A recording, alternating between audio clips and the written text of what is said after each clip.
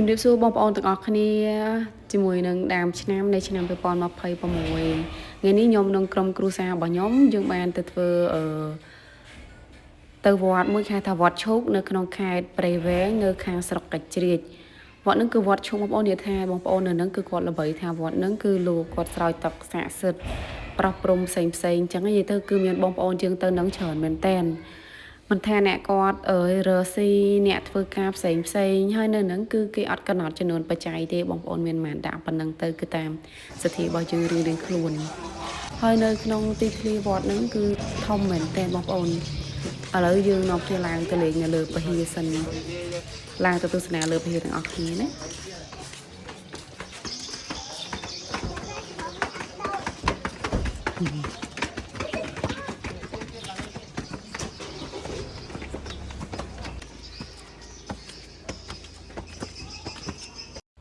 ហើយវត្តនេះសម្រាប់បងប្អូនអ្នកដែលគាត់នៅខាងខេត្តព្រៃវែងនៅស្រុកសុកជាចាខ្ញុំគិតថាពួកគាត់ប្រហែលជាស្គាល់ច្រើនវត្តហ្នឹងគឺគេហៅថាវត្តឈូកបងប្អូនដែលមានបដិជគុណមួយអង្គគាត់សឹងនៅក្នុងវត្តហ្នឹងហើយមានបងប្អូនយើងជាច្រើននិយាយទៅមិនថាគេមិនថាខ្ញុំទេគេហៅដែលចាស់ពីដើមគាត់ថាអាគមផ្សំមកយកអញ្ចឹងបូកជាមួយនឹងការរស់ស៊ីរបស់យើងជាមួយនឹងការឲ្យម៉ែឪស្រោចទឹក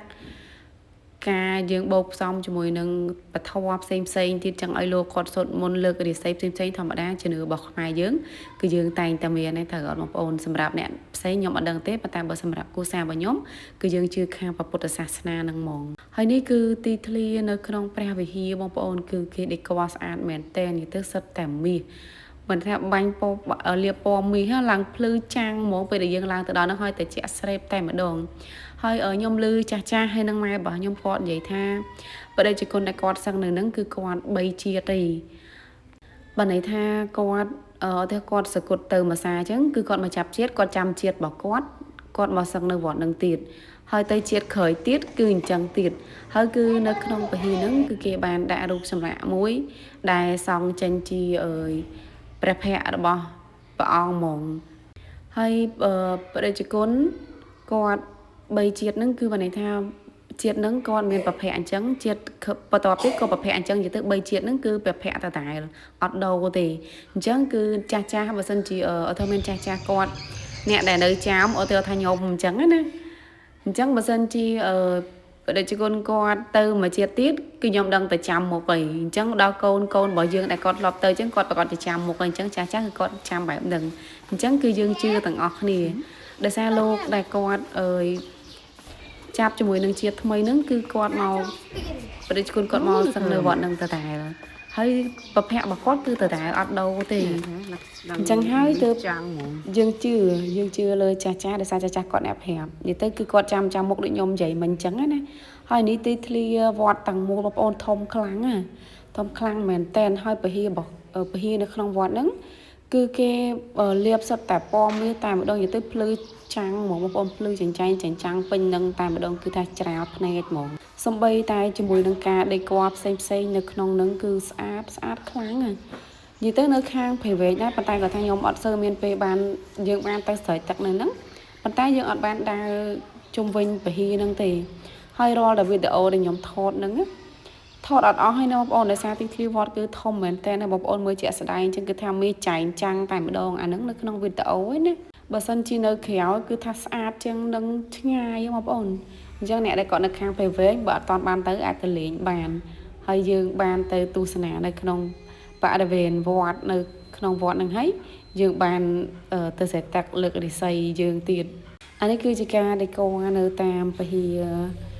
នៅជាពហិបងប្អូននិយាយទៅរូបនេះគឺ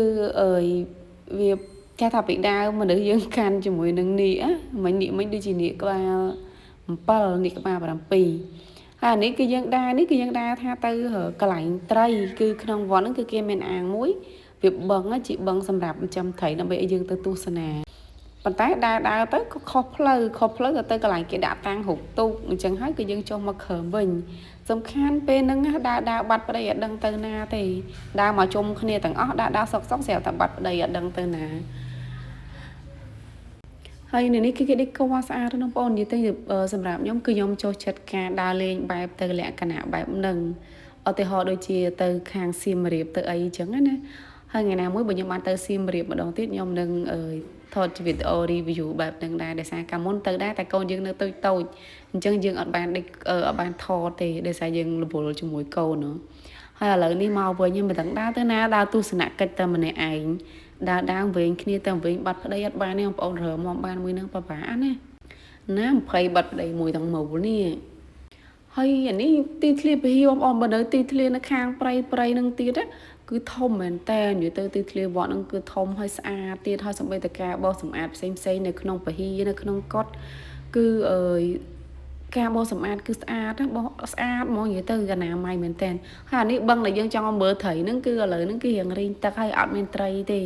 អស់ហើយសម្បីតដើមឈើនៅហ្នឹងសុទ្ធតែដើមឈើធំបងប្អូនដើមឈើធំមែនតើហើយនៅកន្លែងនេះគឺគេដាក់ជាមួយនឹងចៅអធិការវត្តឈូកគ្រប់ចំនួនជាប្រសពអតីតចៅអធិការនៅក្នុងវត្តឈូកហ្នឹងនិយាយទៅមានតាំងពីបច្ចុប្បន្ន303ឆ្នាំ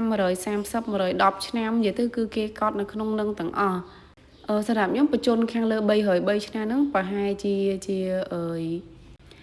ដែលខាងខ្ញុំធ្លាប់មានប្រសង់មួយអង្គអញ្ចឹងពេលដែលគាត់សគត់អញ្ចឹងគឺគេប៉ុន្តែថាដាក់ក្នុងទូកញ្ចក់ដើម្បីថារក្សាសពនឹងឲ្យគ្រប់អាយុច្រើនឆ្នាំបងប្អូន100ឆ្នាំ200 300ឆ្នាំអញ្ចឹងទៅខ្ញុំមិនដឹងថាខាងបងប្អូនធ្លាប់មានអញ្ចឹងដែរអត់ទេប៉ុន្តែខាងខ្ញុំគឺធ្លាប់មាននៅវត្តព្រៃស្វាយរបស់ខ្ញុំហ្មងវត្តដែលខ្ញុំស្នាក់នៅហ្នឹងវត្តដែលភូមិខ្ញុំស្នាក់នៅខ្ញុំនៅក្នុងភូមិព្រៃស្វាយនៅស្រុកកញ្ជ្រៀចអានេះគឺនៅគៀនលបងវត្តបងប្អូននិយាយទៅគឺស្អាតខ្លាំងណាស់ជាមួយនឹងរូបភាពចម្លាក់ផ្សេងនៅតាមជាងភាគឺស្អាតខ្លាំងមែនតើសម្បីតកូនក្មេងៗរបស់ខ្ញុំគាត់ចូលចិត្តមើលដែរហើយអានេះក្មេងតូចអត់ដែរថាទៅលើកណាហើយបានជោគជ័យទេគឺចុងក្រោយហ្នឹងពីច្រើនគឺងាកងក់ចឹងហ្មងដោយសារគាត់អត់ចង់ទៅផ្ទះទេគាត់ចង់ឡើងទៅលើហ្នឹងម្ដងទៀតនេះឃើញនៅកន្លែងនេះនិយាយទៅគឺប៉ុនខាងងាកងក់ហ្នឹងហ្មងដែរចង់ឡើងទៅលើហើយឡើងអត់កើតទេនៅលើហ្នឹងអត់ឡើងទេណាមួយរៀងឡើងទៅលើពហិមិញវារៀងខ្ពស់ដែរដល់ពេលចឹងទៅរៀងចុកជើងរៀងខ្ជិលហើយនេះគឺបរិវេណនៅមួយជាហៀងទៀតនឹងខ្ញុំថតបានតែមួយផ្នែកទៀតទេនៅផ្សេងទៀតប៉ុន្តែថតអត់អស់ទេបងប្អូនដោយសារយើងមានកូនតូចមានអីចឹងថតអត់បានគ្រប់ចំនួនអត់បានគ្រប់បរិវេណវត្តហ្នឹងទេនិយាយទៅទិធ្លីគឺធំមែនតែនធំហើយទេសភាពស្អាតទៀតទាំងការបោសសម្អាតនៅក្នុងហ្នឹងផ្សេងគឺគាត់ខ្ញុំអត់ដឹងថាជាយាយជីឬក៏ជាព្រះសង្ឃឬក៏ជាបងដែលគាត់ស្នាក់នៅតាយាយស្នាក់នៅវត្តហ្នឹងគាត់ជួយបោសសម្អាតផ្សេងអញ្ចឹងណាគឺគេបោសសម្អាតមើលថែបានស្អាតមែនទែនមុននឹងដែរខ្ញុំមកខាងវត្តឈូកដើម្បីប្រោះព្រំលើករិស័យហ្នឹងគឺមុននឹងខ្ញុំមកគឺខ្ញុំបានធ្វើការឲ្យពុកម្ដាយហើយនឹងយាយរបស់ខ្ញុំគាត់ធ្វើការប្រោះព្រំពីព្រឹកមកសាហើយពេលដែលគាត់ប្រោះព្រំចេញមកហើយបានយើងធ្វើតាណាចេញមកស្រេចប្រោះព្រំនៅវត្តហ្នឹងលើករិស័យបន្ថែមទៀតការតែគូផ្សំមកយកបងប្អូនអញ្ចឹងអ្នកជឿក៏ជឿអ្នកមិនជឿក៏តាមនឹងទៅហើយនេះទេសភាពនៅខាងក្រោយមួយទៀត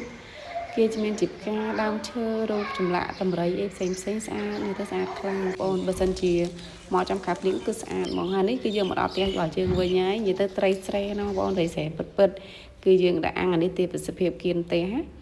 ដាក់អាំងនិយាយទៅគឺជាតិខ្លាំងមែនតែនបើសិនជាអ្នកគាត់ចូលចិត្តញ៉ាំត្រីគឺត្រូវបងប្អូននិយាយទៅជាមួយត្រីអាំងជាមួយនឹងក្តឹបអំពិលបុកហើយនឹងស្វាយជ្រក់ហើយបន្តមកទៀតពេលល្ងាចខ្ញុំឆ្លៀតមកទិញពងទានៅផ្ទះបងអ៊ំដែលគាត់ផ្ទះគាត់គឺនៅខាងរៀងវាលអញ្ចឹងគាត់មានចិញ្ចឹមទារាប់ពាន់ក្បាលហើយយើងទៅទិញពងទាជាមួយនឹងពងទាធម្មជាតិបងប្អូនខ្ញុំទិញចំនួន100គ្រាប់យកមកទុកហូបមកនិយាយមែនយើងទិញពីស្រុកអញ្ចឹងបានតម្លៃធូរហើយដឹងពងទាសុទ្ធទៀតអញ្ចឹងវីដេអូរបស់យើងក៏ដល់ទីបញ្ចប់ហើយក៏សូមអរគុណបងប្អូនទាំងអស់គ្នាសម្រាប់ការតាមដានទស្សនាដល់ចប់កុំភ្លេច like ចុច Subscribe ទាំងអស់គ្នាផងណាអរគុណច្រើនបាយបាយ